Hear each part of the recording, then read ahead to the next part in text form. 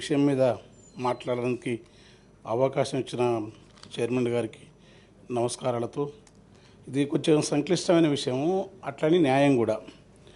ఈ భారతీయ అంటే ఎక్కువ సమయం తీసుకుని, కానీ చాలా ఇది భారత సమాజంలో అశేషమైన మెజార్టీ ప్రజల లేకుంటే అట్టడుగున ఉన్న ఈ శ్రేణులకు సంబంధించిన ఈ విభజన అనేది, దీని వెనుక 3000 సంవత్సరాల నాటి వర్ణ వ్యవస్థ, దాని అసమానత నిచ్చెన మెట్ల వ్యవస్థ యొక్క దుష్పరిణామ ఫలితంగా ఈ దేశంలో వృత్తులు ఘనీభవించి శ్రమను కొందరు కొన్ని పనులు చేయాలని దానివల్ల వచ్చిన దాని ఫలితం చిలికి తరాల కొద్దొచ్చి రిజర్వేషన్లు అనే హక్కు సాధించి అంబేద్కర్ ఇచ్చిన తర్వాత దళితులలో అటు ఉత్తర భారతదేశంలో మొదట వాల్మీకులు చమార్లకు వ్యతిరేకంగా, అంటే ఇక్కడ మాదిగలకు సమానమైన చమార్లకు వ్యతిరేకంగా మొదలైంది ఆ ఉద్యమం. అప్పుడు అక్కడ చమార్లు దాన్ని వ్యతిరేకించారు. ఇక్కడ రిజర్వేషన్ అప్పుడు దాంట్లో కొన్ని సదాలక్ష్మి కానీ ఆ రోజుల్లో, అయితే మహేంద్రనాథ్ లాంటి పెద్ద ఆయన ఏంటంటే ఆ రోజుల్లో మాదిగలకు అవకాశాలు తక్కువ అంటే ఒక మాట అనేది ప్రత్యక్షంగా చాలామంది తెలుసు ఆయన దగ్గర వాళ్ళు. మాల ఎవరికి తక్కువ, మాదిగలకి తెలివేందుకు తక్కువ ఉంటుంది, మాదిగలు ఎందుకు వెనుకబడతారు, ఇది కరెక్ట్ కాదని యూనిటీ కోరుకున్నారు. మాదిగల్లో కూడా ఆ రోజు ఉన్నారు. భాగ్యరెడ్డి ఓనవ కానీ, అరిగ రామస్వామి కానీ, నాగయ్య లాంటి వాళ్ళు మొదలుకొని జేబిరాజు లాంటి వాళ్ళకు చాలామంది ఈ సమాజం ముందుకు రానికే పనిచేసినారు. అది వివరాల్లోకి పోను. కానీ ఒరికి ఎందుకంటే చాలా పాలకులు ఎవరైతుండ్రో ఏ పార్టీ అయినా సరే ఈ విషయంలో ఆయా సమూహాల నుంచి ఆవేశం రావటం, వాళ్ళు దీనిపైన ఆవేదనతో మాట్లాడడం బాగుంది. కానీ ఈ వ్యవస్థ ఇంతకాలం జరుగుతూ ఉన్న అసమానత్వాన్ని, కులాన్ని, మేము ఛాయ తాగితే గ్లాసులు మైలబడిపోతాయంట, మేము మొక్కితే దేవుడు మహిమగోలు పోతా అంట, మేము గుళ్ళె కడుగు పెడితే గుడినే వెలివేస్తారంట, గాలి వీల్చి వదులుతున్నాము గాలిని కూడా వెలివేస్తారా, వెలిగే పొద్దుల తిరుగుతున్నాము పొద్దును కూడా వద్దంటారని అడిగిన ప్రశ్నలకు ఇన్నేళ్ల నుంచి కూడా సమానం చేయకుండా, కొంచెం నేను ఎక్కువ టైం తీసుకున్నాను, చాలా ఆవేదనతో మాట్లాడుతున్నాను. చుండూరులో 9-10 మందిని బలిదానం చేసి రక్త క్షేత్రాలు జరిగితే ఇదే న్యాయ వ్యవస్థలో ఇంతవరకు వాళ్ళని ఎవరు చంపిన తెలియదు. లక్ష్మీపేటలో ఏమి జరిగింది తెలియదు. కారం చెడులో ఇప్పటివరకు ఏం జరిగింది తెలియదు. న్యాయ వ్యవస్థ పట్ల కూడా మాకు గౌరవం ఉంది, అత్యున్నత న్యాయస్థానం. పైగా జస్టిస్ చంద్రచూడ్ లాంటి మహానుభావులు, ఎందుకంటే వాళ్ళ నాన్నగారు సీనియర్ చంద్రచూడు, వీళ్ళంతా కృష్ణయ్యరు లేకుంటే భగవతి, చిన్నపరెడ్డి, ఆ పరంపరలో నుంచి వచ్చిన ఒక ప్రగతిశీల అభ్యుదయ భావాలను న్యాయమూర్తిని ప్రజలు గౌరవిస్తున్నారు. ఈ సందర్భంగా మాట్లాడుతూ ఇంతకాలం ఉన్నదాన్ని రాష్ట్రాలకున్న చేసుకోవచ్చని చెప్పే దగ్గర ఈ వర్గీకరణ చేసే సందర్భంలో ఈ ఉద్యమం రావడానికి కారణం ఏంటంటే ఈ వర్ణ వ్యవస్థ సృష్టించిన అసమానతలో కొందరికి కొంత అవకాశాలు, అంటే చరిత్రలోనే 3000 సంవత్సరాల నుంచి వీళ్ళ మధ్యలో మాదిగల మధ్య విభేదాలు ఉన్నాయి. ఇప్పుడు మాలలు కూడా బాధపడవచ్చు. కానీ పద్మనాయకుల యొక్క సింగభూపాలునికి రేచల్ర రుద్రుడు సమానమై లేకుంటే బ్రహ్మనాయుడికి కన్నమదాసులుండి ఆ రోజుల నుంచి కూడా వీళ్ళ మధ్య శైవ వైష్ణవ తేడాలు ఉన్నాయి. మాదిగల మధ్య తేడాలు ఉన్నాయి, వృత్తుల్లో తేడాలు ఉన్నాయి. కనుక కొంత అవకాశం శైవమేమో మొత్తం రెబలు ఉంటుంది, వైష్ణవేమో వ్యావహారిక సత్యము, తిరునామాలు, చక్రాంకితాలు, పట్టు పీతాంబరాలు, ఇట్లాంటి జీవిత సత్యం వల్ల బాగా మాలలను కొంచెం దగ్గర తీసుకొని జిటప్రోల్ సంస్థానం లాంటి సంస్థానంలో 300 ఎకరాలు మాల సంజనకు ఇచ్చినారు ఆ రోజుల్లో. అంటే ఇవన్నీ చరిత్రలోకి పోనా అట్లా మాలలకు కొంత అవకాశం ఇచ్చినారు వైష్ణవ సంస్థానాలు, వైష్ణవ ప్రభువులు. కనుక మాలలు కొంచెం ఒక మెట్టు ముందున్నది వాస్తవం, అది పై మెట్లో. కానీ ఆ తర్వాత నిజాం వచ్చిన తర్వాత మాదిగలకు కూడా అంతే సపోర్ట్ ఇచ్చినారు. వరంగల్ జిల్లా లాంటి ప్రాంతంలో ఇప్పుడు ఈ ఉద్యమంలో ప్రధానమంత్రి కృపాకరు అని మాట్లాడతాడు, మంచి కవి రచయిత, వారి సాచరి జూపాక సుభద్ర, వాళ్ళకి 30 ఎకరాల భూములు ఉంటాయి. మాదిగల మధ్య కూడా తెలంగాణలో మాదిగలకు చాలా చోట్ల భూములు ఉంటాయి. మాలలు తెలంగాణలో చాలా వెనుకబాటు. క్రిమిలేయర్ అని ఒక మాట వాడినది సుప్రీంకోర్టు. క్రిమిలేయర్ మాట సత్యం అది, ఎందుకంటే కులం అనేది అన్ని ప్రాంతాల్లో అన్ని అదే చమరలు ఉత్తర భారతదేశంలో వర్గీకరణ వ్యతిరేకిస్తారు. ఇదే మాదిగలకు ఉత్తర కావాలంటారు. అక్కడ వేరే మాలలకు సంబంధించిన ఉత్తలాంటి వాళ్ళు కావాలంటారు. దక్షిణ భారతదేశంలో కేరళలో మాలలు కావాలంటే వీళ్ళొద్దానికి పరిస్థితి అట్లా ఉండదు. అందుకని వీటి వివరాలకు కూడా ఈ సమానత్వాన్ని, వీళ్ళిద్దరి మధ్య ఉన్న ఘర్షణను ఇంతకాలం ఆస్తులలో, సంపదలో, పరిశ్రమల్లో, క్యాపిటలిజంలో, ఏ దాంట్లో రాజకీయ పార్టీ పదవులలో సమానమైన జనాభా ప్రాతిపదిక వాటా కావాలన్న ప్రజాస్వామిక సూత్రాన్ని విస్మరించిన పాలక పార్లమెంటరీ రాజకీయ పార్టీలన్నీ ఒక్క మాలల విషయం వచ్చే వరకు అద్భుతంగా అవతల త్యాగాన్ని ప్రస్తుతిస్తున్నాయి. అది వామపక్షాల నారాయణ మొదలుకొని అది వాస్తవంగా మందకృష్ణ అనటం న్యాయం అది. ఎందుకంటే మందకృష్ణ ఈ ఉద్యమాన్ని శాంతియుతంగా నడిపినందుకు ఈ వేదిక తరపున అతనికి నిజంగా చెప్తున్నాం. కానీ పాలక పార్టీలు ఏవైతున్నావో ఈ ఉద్యమానికి ఇక్కడి మంత్రులు కానీ గతం కానీ వీళ్ళందరూ చాలా అనుభూతిగా చెప్తున్నారు. ఒక పీడిత కులాల మధ్యలో సమస్య వచ్చినప్పుడు, బాధామయంగా ఉన్నప్పుడు ఇది ఎందుకు జరిగింది? ఈ ఉద్యమాన్ని మొత్తం ప్రజా ఉద్యమం నడిపే వెనుక ఏ శక్తులని ఆ రోజు వర్గీకరణ ఉద్యమానికి బలంగా అప్పటి ముఖ్యమంత్రి ఎన్ని రకాల సహాయ సహకారాలు ఇచ్చినాడో తెలియని విషయం కాదది. నేను పేర్లు ప్రస్తావించను. అదే సందర్భంలో వర్గీకరణ అయిపోయింది, సంతోషంగా ఉన్నారు. మాలలు సపోర్ట్ చేసినప్పుడు ABCD అని రామచంద్రరాజు గారు ప్రతిపాదనల మేరకు రెల్లి కులం అది తక్కువ ఉండదు 1%. ఆది ఆంధ్ర మాలలు తమను మాలలంటే బాగుండదు, మేము ఇదే మూలవాసులము, ఆదివాసులు, ఆది జాతి కనుక ఆది ఆంధ్రని పెట్టుకుంటే వాళ్ళు తూర్పు గోదావరి, పశ్చిమ గోదావరి, ఉత్తరాంధ్రలో దాదాపు మెజార్టీ జనాభా మాలట్ల మార్చితే వాళ్ళకు 1%, B 7%, C 6%, తర్వాత ఇతర ఉపకులాలకు 1%. ఈ 15%లో ఏ కులం చాలా కాలం దూరం కనుక లేకపోతే Bకి రావచ్చు. 7, 8 మధ్యలో ఉన్న Cకి రాదు, మళ్ళీ Dకి వస్తుంది. D లేకపోతే మళ్ళీ 9%. పివి రావు గారు ఏం చేసినంటే ఇది విభజనకు వ్యతిరేకం కాదు, మేము కోర్టుకు పోయింది కూడా చిన్నయ్య గారు కానీ అది కానీ మాలలంతా అనేక పోరాటాల్లో ఇక్కడ దున్నేవానికి భూమి మొదలుకొని ప్రజాస్వామిక ఉద్యమాలలో అనేక మంది ప్రాణ బలిదానం చేసిన వాళ్ళలో మీరు లెక్కలు తీస్తే చరిత్ర పొడుగుతా మాలల పోరాట చరిత్ర ఉంటుంది.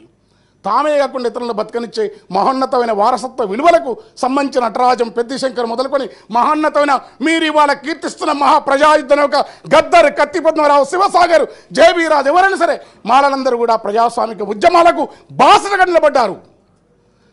ఈ ఉద్యమాన్ని కూడా మాలలు అట్లా సంతకం పెట్టినదో ఇక్కడ శాసనమండలి సభ్యులుగా మేము ముందున్న నేను కూడా వర్గీకరణకు జేబీ గౌతమ్, పద్మారావు గారు, జేబీ రాజు గారు, శివసాగర్ ఇలా మేమందరం ఆ రోజులో ఉద్యమానికి సపోర్ట్ చేసినాం.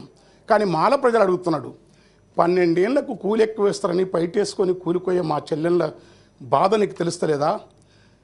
వాళ్ళ వర్గీకరణ అయితే సపోర్ట్ చేస్తున్నాడు మమ్మల్ని అడిగినప్పుడు మన బాధతో పాటు వాళ్ళ బాధని సపోర్ట్ చేస్తాం. కానీ అయితే మరి గ్రూపుల పద్ధతి ఏంది? జనాభా లేదని చెప్తారు. ఒక్క నేత కాని కమ్యూనిటీ మాలల వృత్తి మగ్గం, మా ముత్తాత కూడా మగ్గాలు వేసేది, తాత కూడా నిలిచినాడు. ఒక్క నేత కాని కమ్యూనిటీ 12-11 లక్షలు ఉంటారు, అది మాలని చెప్పరు. చాలా చోట్ల మన్య పని భూమి ఉన్నందుకు మన్యం అంటే మన్య పనులు అని చెప్పుకుంటారు, అది మాలని చెప్పరు, అది మాల ఉపకులంగా చెప్తారు. తెలియక తీసుకున్నారు. బేగరి వృత్తి కాటికాపరి ఆ రోజు బ్రాహ్మణులు హింసిస్తుంటే సత్య హరిశ్చంద్రునికి బాసలాడి కొన్న కమ్యూనిటీ వీరభావుడే మాల కదా, బేగరి ఉంటాను ఆ బేగరి మాల అని చెప్పరు. ఇట్లా మొత్తం ఉపకులాల లెక్క తీసేసి మాలలు 2011 సెన్సస్ ప్రకారం 25 లక్షలు అంటారు. కానీ ఇప్పుడు దళిత సమాజం ఇద్దరిలో కూడా ఆదర్శనీయంగా కొంత వాయిస్ను బలంగా అంబేద్కర్ వాదాన్ని, కాన్సరాం వాదాన్ని, ఒక ప్రజాస్వామిక దృక్పథం ఇస్తున్న ఒక మేధావి విశారదని చెప్పినాడు. మాలలు 30 లక్షలు, మాదిగలు 40 లక్షలు తెలంగాణ అని చెప్పి. ఇది నా మాట కాదు, నేనంటే ఎందుకంటే మాల ఏ సమూహం ఏ కులం అని వెతుకుతారు ఈ దేశంలో. కనుక మాలల జనాభా ప్రకారం వర్గీకరణకి ఎవరికి తెలంగాణకు వచ్చే వరకు ఇక్కడ వర్గీకరణ ప్రకారం మాలలు వెనుకబడ్డారు.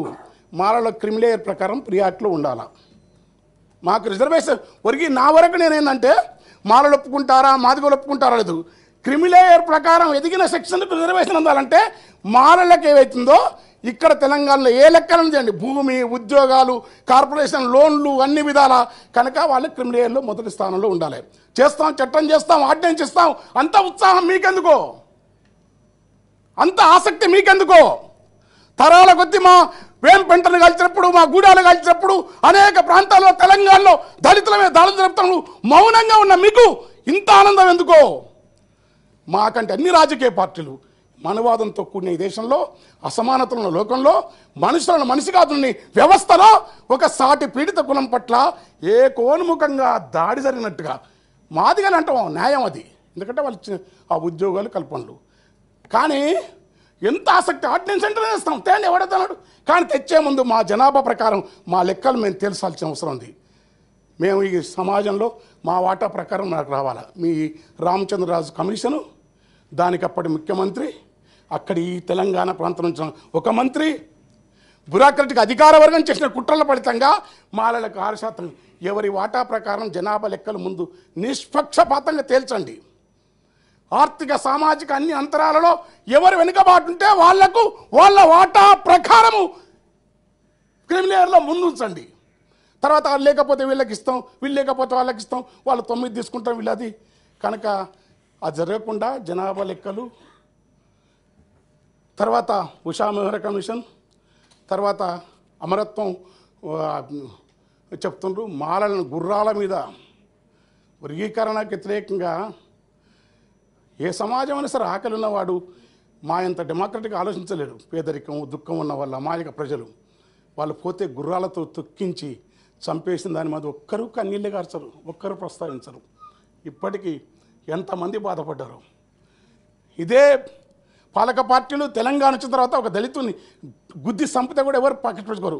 కానీ మా విషయం వచ్చే వరకు మా మధ్యలో ఈ సమస్యను పెంచాలనే పద్ధతులు కాకుండా ప్రజాస్వామికంగా నేను విజ్ఞప్తి చేస్తున్నట్టే అటు మాలలకు కూడా మన వాట ఎవరి దజాదాక్షిణాలకు ఎవరి సొమ్మును ఎవరు గుంజుకొని తినవలసిన అవసరం మనకు లేదు.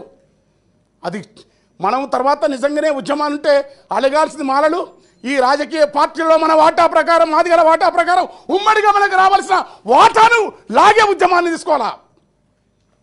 ఈ దేశంలో భూములై పలుగురాళ్ళు ఎత్తిపోసి పాముల పుట్టలు తవ్వి పరికి కంపలరికి ముండ్ల దుక్కులు నేరి మన నెత్తులు పోసి భూములు సాగు చేస్తే భూముల్లో వాటా ఇట్లా పరాయీకరణను మనం తెలుసుకోవాల్సిన అవసరం ఉంది.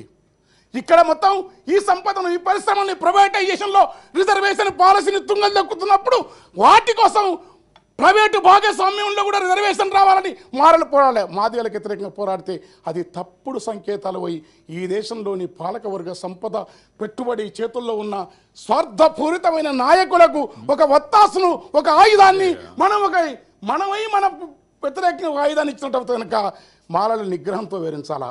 మాదిగలకు జరిగే మేలును అంగీకరించాలా. పోతే 2 కొలువులు. అదృష్టవశాత్తు గత ప్రభుత్వం మన చైతన్యం వల్ల ఇవాళ ఉమ్మడి తెలుగు రాష్ట్రాల్లో సంపద ఉన్న వాళ్ళలో వివేక్ వెంకట స్వామి లాంటి ఒక పారిశ్రామికవేత్తను సంపన్నును సృష్టించగలిగినది. 4-5 సంపన్నుల్లో అట్లా మన కమ్యూనిటీ కానీ మాదిగలకు విజ్ఞప్తి చేసినట్టు, మాలలకు విజ్ఞప్తి చేస్తుంటే అట్లా మీరు ఎదిగిన వాళ్ళు మీ సమాజానికి పనిచేయాల్సిన అవసరం ఉంది. మాదిగలకు వచ్చేది తీసుకోవాలా, కంపల్సరీ ఇవ్వాల్సిందే. ఈ బాధ కన్నా, ఈ అపోహల కన్నా, ఈ ఇద్దరి మధ్యన వైషమ్యాల కన్నా ఈ దళిత సమాజం అంతిమంగా మళ్ళీ వీళ్ళ దళిత సమాజానికి రావాల్సిన హక్కులు మాదిగలకు ఇస్తూనే మా జనాభా ప్రకారం మాకు ఇవ్వాల. ముందు జనాభా లెక్కలు తెలుసండి. మన్నెపోళ్ళు, మాలోళ్ళు, వలియదాసరి, బ్యాగరి, మాలమాస్టి ఇలాంటి కులాలన్నీ ఏవైతున్నావో మాల ఒప్పుకున్న నేత కానీ మా లెక్కలేస్తే మాల మాదిగల మధ్య నాకు తెలిసిన ప్రకారం ఒక్క 5% మాత్రమే జనాభా తేడా ఉంది. విశారదం లాంటి వాళ్ళు మంచి చెప్తున్నారు. కానీ కొందరు నాయకులు ఈ పార్టీలో ఉండి ఆ పార్టీలో కొన్ని వాళ్ళు మధ్య దళితులు కూడా వాళ్ళు ఎంత ఉండాలి, 12 మనం 12 ఉన్నాం, మొత్తం ఉండండి. ఇంకా మాకు రిజర్వేషన్ అనేది ఒక మనుషులను తమను తాము నిజంగా చెప్తున్నాం. కానీ దళితులు ఆత్మగౌరవంతో రేపు అంటే మేము రిజర్వేషన్, మేము బానిసలం, మేము అడుక్కుంటాం. కానీ కాదు, మేము మనుషులము. వీధిలో కొలువైనవో ముని ఒక్క దళితవాడ కదా అంబేద్కరు. నీ అంతరంగమే కరుణకు ఆలయం భయ అంబేద్కర హితకర భరత జాతి ఖ్యాతి నీవని అంబేద్కర్ వారసత్వంతో ఉంటే అంతిమంగా మనమే ఈ రిజర్వేషన్ అనే చిన్న ఉపశమనపు భిక్షాన్ని తీసేసి రాజ్యాధికారమే కాదు మనం బతుకుతూ ఇతరులను బతికించే సమాజం కోసం పోవాలి. మా జనాభా ప్రకారం మాలల జనాభా చేయండి, నిష్పక్షపాతం చేయండి, నిష్పక్షంగా గ్రూపులు చేయండి. అప్పుడు న్యాయంగాని ఎమోషన్ అయ్యి మాకంటే మా మాదిగల కంటే మీరు ఎమోషన్ అయ్యి మీరు ఉద్యమాలకు తీర్మానాలు చేసి మీరు సపోర్ట్ కొడితే అది మా మీద వ్యతిరేకత మీ వ్యతిరేకత మేము విడిపోయిన ఆనందమా మాకు తెలుస్తలేదు. దయచేసి మీరు అర్చించాలని కోరుతూ థ్యాంక్ యూ. పెద్ద ఆయన నాకు ఇంతసేపు సమయం ఇచ్చినాడు. స్పీకర్ చైర్మన్ గారు వారికి నమస్కారం. ఆవేదన కూడా ఇదే కదా.